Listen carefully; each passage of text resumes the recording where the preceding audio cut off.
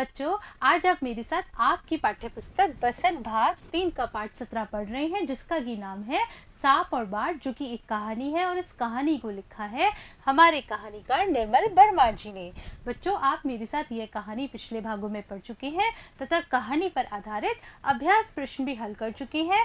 पाठ के इस भाग में आज आप मेरे साथ भाषा की बात पर आधारित अभ्यास प्रश्न हल करने वाले हैं।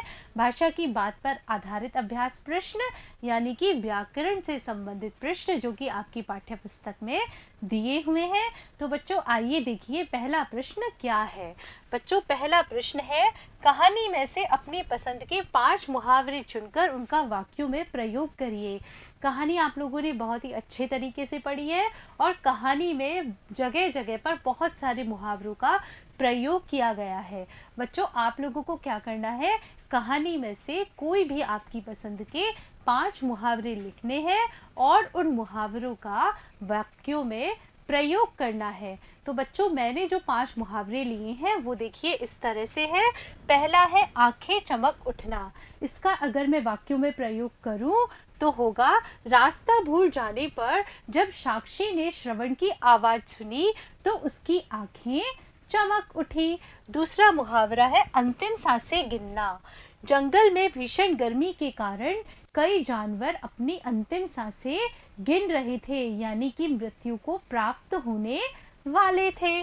तीसरा है आंखों से ओझल होना, यानी कि गायब होना। इसका वाक्यों में प्रयोग है, आकाश में तारा देखते ही देखते आंखों से ओझल हो गया, यानी आंखों के सामने से गायब हो गया। अगला है प्राणों की बाजी लगा देना, यानी कि मृत्यु को प्राप्त होना। युद्ध में वीरों ने अपने प्राणों की बाजी लगा दी। अगला है आश्चर्य का ठिकाना ना रहना।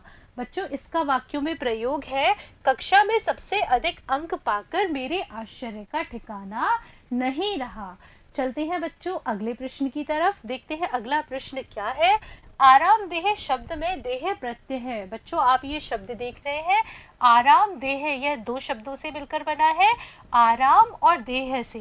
तो देह में क्या है, देह में देह शब्द एक प्रत्यय है और यहाँ देह का अर्थ देने वाला है। देने वाले के अर्थ में हम दे, प्रद, दाता, दाई आदि का प्रयोग भी करते हैं, जैसे कि सुखद यानी सुख देने वाला, सुखदाता यानी सुख प्रदान करने वाला, सुखदाई यानी सुख देने वाला, सुखप्रद यानी सुख प्रदान करने वाला। ये सारे के सारे इन प्रत्यय के योग से बने हैं और इन सबका जो अर्थ है वह एक जैसा ही निकल रहा है, सबका अर्थ सुख प्रदान करने वाला ही निकल रहा है। उपयुक्त समानार्थी प्रत्ययों को लेकर 2-2 शब्द बनाइए। आपको इस प्रश्न में क्या करना है, आपके सामने ये 4 प्रत्यय दिए गए हैं, इन चारों प्रत्ययों से 2-2 शब्द बनाने हैं आप लोगों को। तो बच्चों, जो आप शब्द बनाएंगे वो इस तरह से होंगे, वैसे दुखद, नीरद, प्रद, लाभप्रद, शिक्षाप्रद, दाता, दान दाता, करदाता, दाई से दुखदाई, हर्षदाई।